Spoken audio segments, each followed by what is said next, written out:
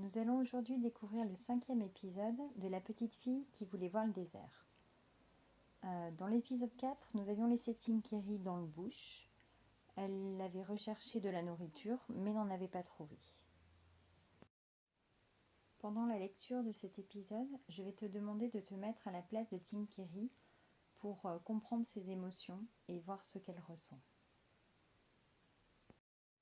Pour mieux se souvenir où nous nous en étions arrêtés, je vais relire aussi la fin de l'épisode 4.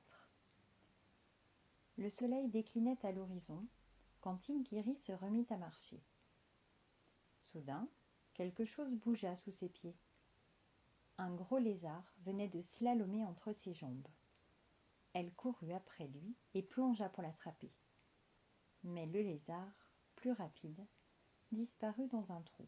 « Zut !» pesta Tinkéry. « Comme j'aurais aimé faire rôtir ce gros lézard ! Papa, lui, aurait su comment l'attraper, et maman aurait su où trouver de l'eau.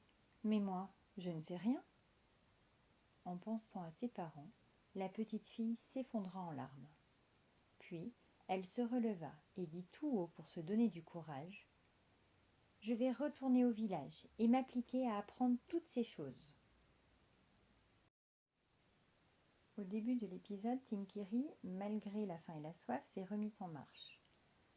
Quand quelque chose bouge entre ses pieds et qu'elle découvre un lézard, à ton avis, que ressent-elle ? Elle pense sûrement avoir trouvé de quoi manger. Et donc est pleine d'espoir et sûrement très heureuse. Ensuite, quand le lézard disparaît sans qu'elle ait pu l'attraper, que ressentirais-tu à sa place ? Sûrement une grosse déception, effectivement. Peut-être de la tristesse aussi, de l'inquiétude de ne pas avoir trouvé à manger.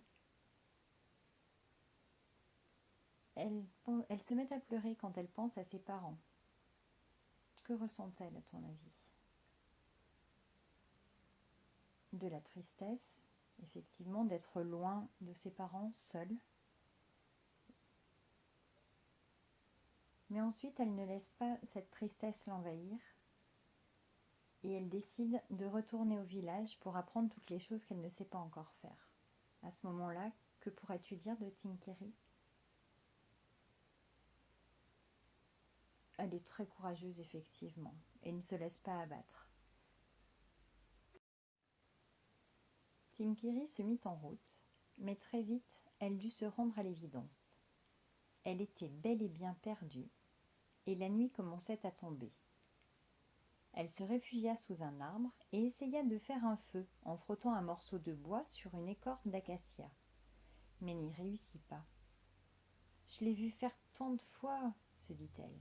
« Pourquoi je n'y arrive pas ?»